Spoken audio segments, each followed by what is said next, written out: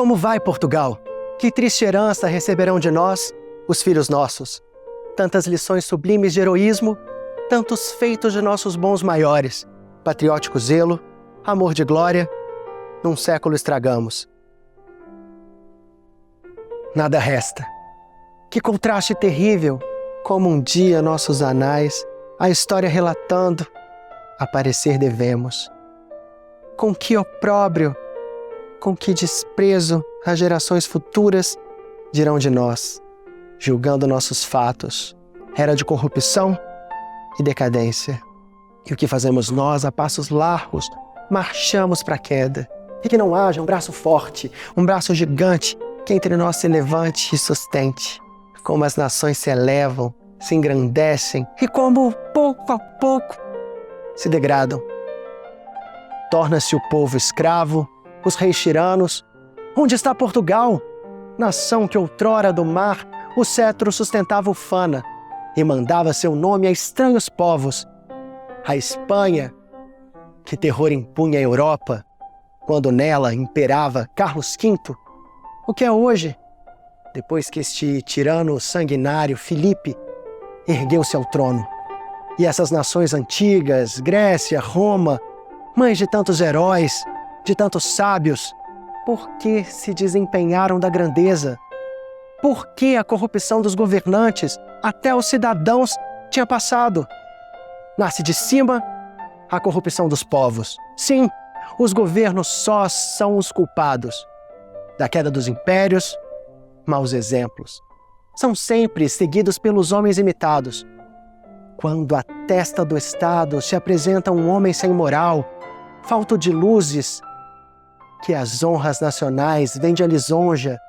Quem o circula imita seus costumes, e este, por sua vez, é imitado, até que de grão em grão, sempre descendo. A servidão ao povo contagia. Tudo perdido está. Só a vergonha, só a miséria. O impróbrio, então, se espera. Trecho da peça Antônio Poeta e a Inquisição, de 1833, encenada em 1838, no Real Teatro de São João, atual Teatro João Caetano.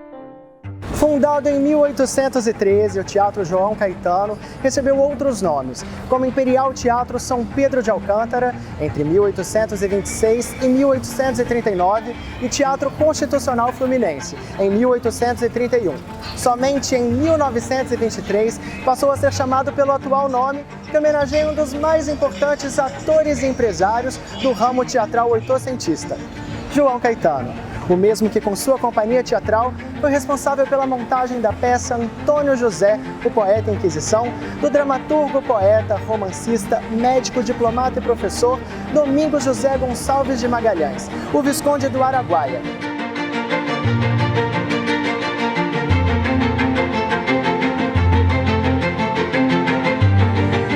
Ao longo da história deste teatro, importantes nomes da cena teatral brasileira percorreram esses palcos. Autores como Procópio Ferreira, Jaime Costa, Bibi Ferreira, Dulcina de Moraes, Grande Otelo, Fernanda Montenegro, Dercy Gonçalves, Paulo Gracindo, Paulo Altran, Laura Cardoso, Marília Pera.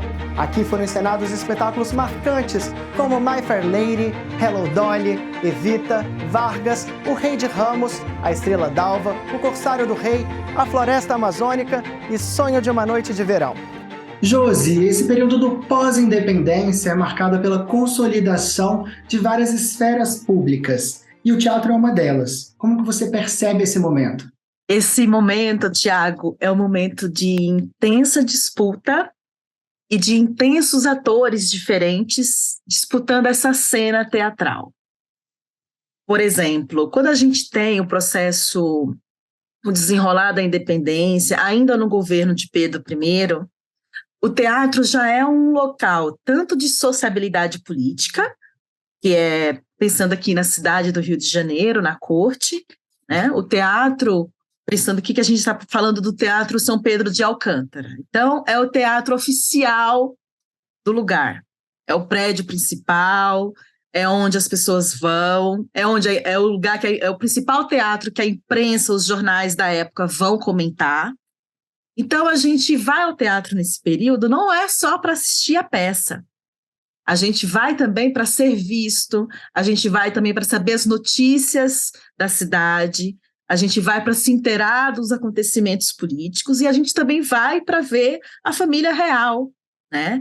Então, a gente tem nesse teatro divisões na sua estrutura arquitetônica, que também favorece isso, mas o teatro, eu penso, a própria estrutura e o espaço teatral como esse espaço de sociabilidade política, em primeiro lugar.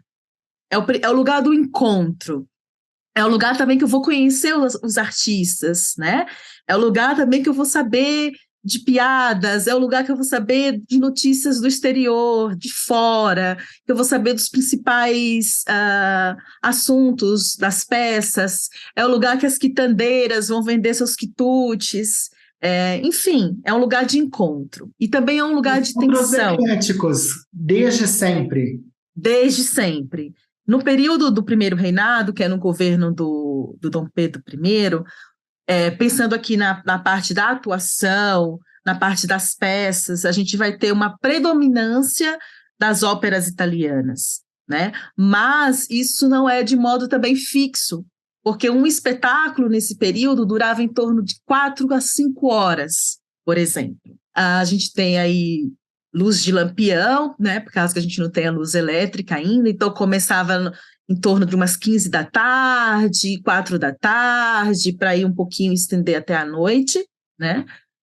Mas eram espetáculos, porque o público, pensando aqui que a gente tem dentro, a gente pensando aqui, ainda não rolou a independência, mas a gente tem um público muito imenso, muito intenso de brasileiros, mas também de imigrantes portugueses. A gente já tem o Rio de Janeiro nesse período. A cidade Corte do Rio é uma cidade que recebe muitos estrangeiros. O Porto do Rio de Janeiro recebe muitas mercadorias. A gente também tem a questão do tráfico de escravizados do período. Então, esse entra e sai de dinheiro também favorecia as questões teatrais do momento, do período. Então, isso também é muito importante. Então, a gente tem essa ativação importante de muitas pessoas de muitos lugares se encontrando nesse teatro. E no primeiro reinado, a gente tem uma predominância da música. A música, nesse período, não está afastada do teatro. Então, as músicas, as óperas, os grandes mestres da ópera italiana, como Rossini, nesse período. Quando a gente vai ter o processo de independência, a gente vai perceber que a cena teatral vai começar a se politizar. Então, aquele personagem da ópera também começa a aparecer o personagem da ópera cantado, mas esse também começa a aparecer diálogos, outros diálogos dentro da cena teatral. Teatro ganha outros significados. Ganha outros... De ser aquele momento ali de entretenimento e vira realmente um instrumento político-social. Mas nesse período também já é, porque assim, mesmo quando é uma ópera, que a gente às vezes pensa assim, será que era só a galera da elite, o pessoal que está mais dentro dos grandes círculos palacianos que vão assistir esse teatro? Sim, uma grande maioria sim. Mas a gente tem dados, pensando nos jornais, de anúncios de bilhetes mais em conta, de R$ 400, de valores menores, que outros grupos sociais poderiam assistir esses espetáculos também. O teatro sempre foi esse, né? De aproximar esse conteúdo do maior número de pessoas possível. Sim, nesse período isso é muito forte. Às vezes a gente tem um olhar, às vezes, eu acho que não, eu acho que é um teatro mais elitizado, porque a gente tem uma discussão de que a ópera é mais elitizada, mas ainda nesse século XIX a gente vê esse processo de construção da ópera sendo algo assim mais elitizado, mas que nesse período a gente tem uma tensão entre o popular, que as óperas têm essa tensão entre o popular e o que foi considerado mais erudito pelos grandes literatos da época, mas a gente vê o público assíduo, o público em geral, de modo geral, indo para esse teatro assistir. Mas começa com essa identidade nacional que estava sendo formada, fortalecida e de uma forma muito plural, Então esse teatro também era muito plural, já nasceu plural. Já nasceu plural. Então começa a aparecer muito essa discussão no teatro, de como que seria esse teatro nacional. E aí a gente vai, essa discussão do que seria esse teatro nacional vai encaminhar para essa, o que é esse teatro nacional, o que a gente vai colocar em cena, né, nesse teatro nacional. Quando eu olho os jornais, nos anúncios dos jornais, por exemplo, o Jornal do Comércio, o Jornal Diário do Rio de Janeiro, eles colocavam lá a apresentação da peça. Então, hoje, dia tal, de 1822, de 1824, teremos a apresentação da peça, enfim, Norma, que é uma ópera. E aí eles começam a indicar. A abertura vai ter o hino nacional. Então, a gente já vê essa questão do hino nacional sendo colocado em cena antes da abertura.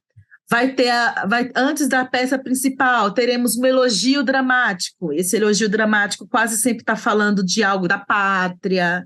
Agora somos um povo livre, agora somos um povo que temos liberdade, tiramos o jugo português. Então, começa a ter também, antes da peça principal aparecer, começa a aparecer várias outras peças menores, que são espetáculos menores, que já vai formando nesse público essa ideia de precisamos nos sentir brasileiro, apartados de Portugal. Pensamento, né? Mesmo, é um início de um patriotismo, talvez.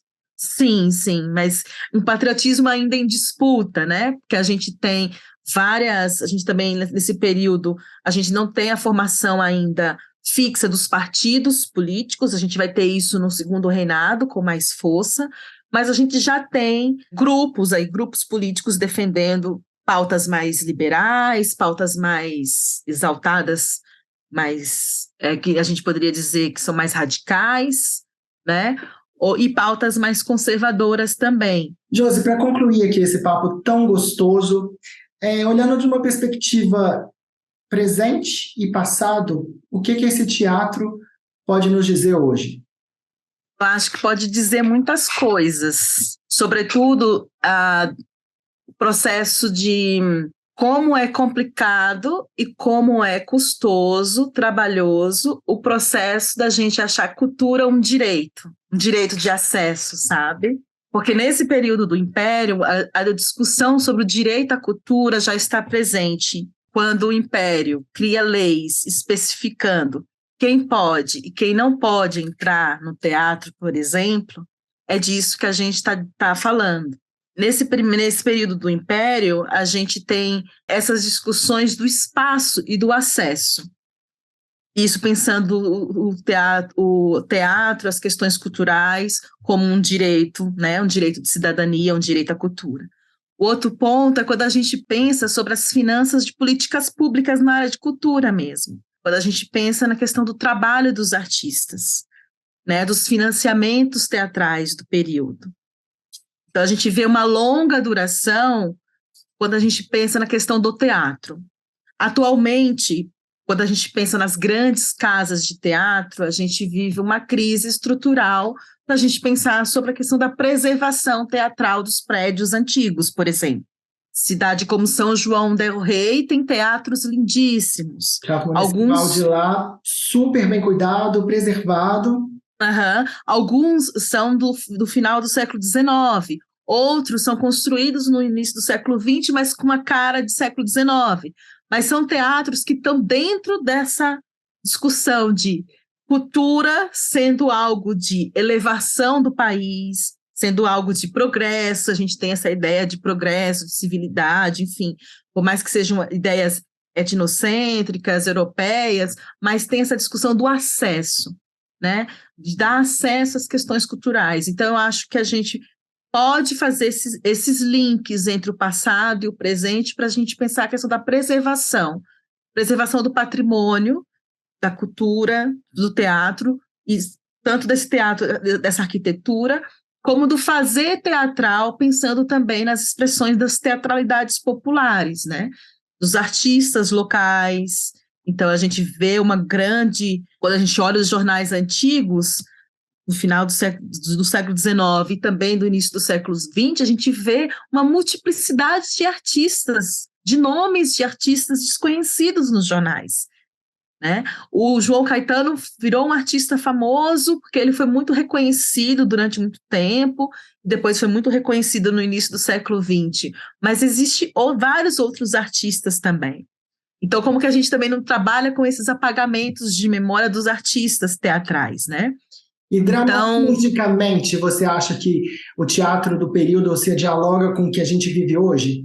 Na dramaturgia, eu acho que para a gente pensar nas questões do presente, sim, dos sujeitos teatrais que vão para a cena. Ainda vive tendo que explicar que ser artista é trabalhador, é trabalho. A gente ainda vive tendo que explicar que espaço de cultura tem que ter na escola. A gente ainda vive tendo que explicar que racismo é uma coisa que precisa ser rechaçada. E isso está em cena no século XIX, porque a gente tem essa tensão conflitante desse nacional dentro dessas imbricações políticas, e teatro é político. Teatro tem esse diálogo com a cidade, com o nosso lugar social.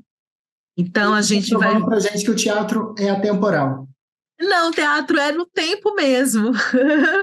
Porque a temporal, eu acho que é no tempo mesmo, no tempo da coisa, porque o que tem de 19 entre nós, que às vezes a gente não percebe, né? Então, a gente tem uns ranços de século XIX entre nós, por exemplo, a questão da moralidade.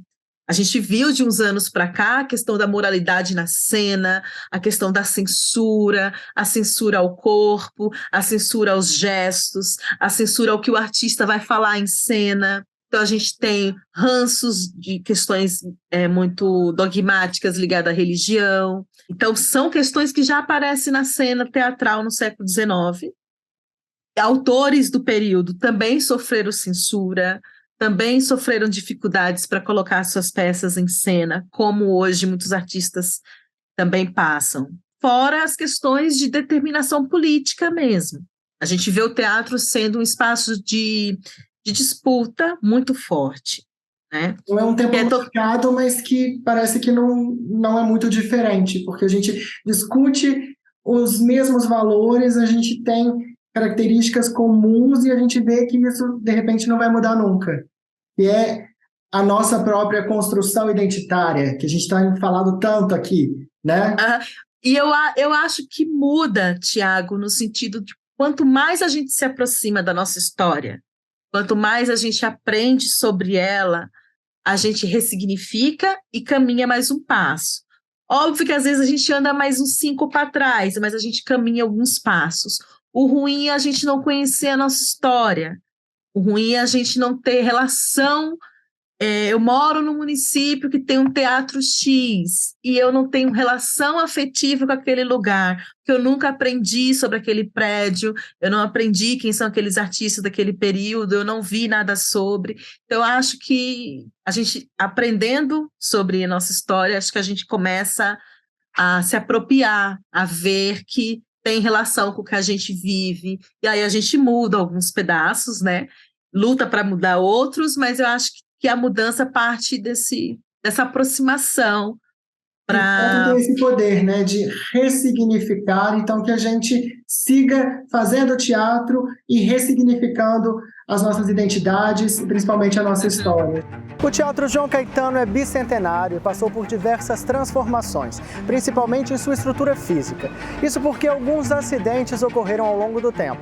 Em 1824, em 1851 e em 1856, o teatro foi tomado pela chama de grandes incêndios. Isso causou muito prejuízo para a memória das artes no Brasil, pois destruíram importantes acervos da dramaturgia nacional. A importância desse teatro é inegável, porque foi aqui que foi assinada a primeira Constituição brasileira, o que reforça simbolicamente sua função político-social. É inegável a importância de João Caetano para o teatro brasileiro, para o teatro nacional. Mas nesse processo de independência brasileira, onde que ele se encontra, Andréia? Bom, como a gente viu, o processo de independência ele não é homogêneo. Tampouco ele pode ser definido num único dia, num único ano, num único evento. Ele é um processo longo que envolve vários sujeitos, vários locais, vários movimentos. No caso específico que a gente pode ver da cidade do Rio de Janeiro, a então capital do Império, a gente vê ali que o João Caetano ele vai ter um nome fundamental para a conquista da autonomia do espaço teatral. Isso porque é um período da história em que, se hoje a gente tem teatro, cinema, parques, tudo assim bem localizado no âmbito público do que se trata cada um desses locais, nesse momento a coisa não era bem assim. Bom, o João Caetano, ele não é apenas um ator, nem um diretor. Ele foi um importante empresário teatral que também, com a ajuda da coroa, vai estudar fora. Ele vai estudar na França, onde ele traz uma bagagem de estudos artísticos, de estudos teatrais. Houve uma independência ali, mas artisticamente ainda tinha uma ligação muito forte com a cultura europeia, né? Sim, quando ele volta para o Brasil, ele volta com um chamado Lições Dramáticas, onde ele vai tentar criar um estilo próprio de dramaturgia, um jeito de fazer dramaturgia.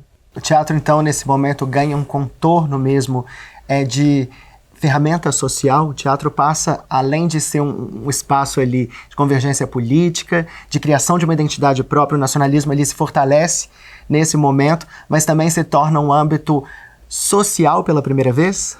Bom, ser pela primeira vez eu não sei se eu arrisco dizer, mas o que vai acontecer nesse momento é que, como a gente viu, não à toa, o teatro vai passar a ser chamado Teatro Constitucional Fluminense, é que ali, enquanto espaço público, já é entendido como uma espécie até de arena política. Importante mencionar que o João Caetano não estava sozinho. Além de todo esse movimento, enquanto empresário teatral, o que ele vai fazer é se juntar, no ano de 1838, a dois importantes nomes, ao Gonçalves de Magalhães e ao Martins Pena. Bom, todos esses dois autores, dramaturgos, escritores, já que nesse momento a gente ainda não tem essas definições muito claras, eles se ocupam com isso que eu estou chamando de projeto nacional. O teatro, já tendo todo esse histórico de arena política, de se envolver dentro dessas esferas, não é diferente. Então, o que a gente vê em 1838 é o marco de duas montagens que deixam muito claro a distinção desses projetos. Quais montagens foram essas e por que elas são tão importantes, tanto nesse período como hoje, para realmente nos remeter a tudo que aconteceu lá no período das independências, vamos chamar assim? A primeira peça que eu vou falar é a peça do Gonçalves de Magalhães, o Antônio Poeta e a Inquisição. Antônio José, o Poeta e a Inquisição, desculpa. É uma peça que ela é considerada pelo cânone literário e historiográfico como a primeira tragédia brasileira moderna. Existe uma querela, ou seja, uma discussão em torno se trata de uma tragédia ou de um drama histórico. E por que essa peça ela é fundamental nesse período e dentro desse projeto de construção de identidade nacional? A primeira é que o protagonista, o Antônio José, ele é um poeta brasileiro que vai morar em Portugal. Quando ele vai morar em Portugal, ele acaba sofrendo algumas perseguições da Inquisição. Ao final da peça, ele é morto. Alguns, no entanto, alguns críticos entendem isso como, na verdade, um drama histórico, onde o que a gente vê no Gonçalves de Magalhães é a elaboração onde se une o passado de Portugal com o passado brasileiro. No entanto, veja bem, o personagem é um brasileiro que vai morar em Portugal e morre em Portugal. Isso tudo a gente pode pensar que cria no espectador um determinado sentimento de empatia. Essa tragédia moderna ou o drama histórico do Gonçalves de Magalhães, ela tem intuito primeiro. Temos um passado em comum, um poeta é perseguido pela Inquisição, diga de passagem, Antônio José existiu de fato, então também é uma tragédia biográfica. E aí se une essas duas coisas, o espectador logo tem contato com um fato brasileiro que de fato aconteceu, logo ele se reconhece naquela história que é passada nos palcos. E o segundo, ele cria o sentimento de empatia, ele conhece suas próprias emoções, por isso uma educação estética. Então esse espectador sai pensando diferente. Sai pensando diferente, sentindo diferente e refletindo. Então, a proposta do Magalhães é: vá ao teatro, mas saia diferente do teatro.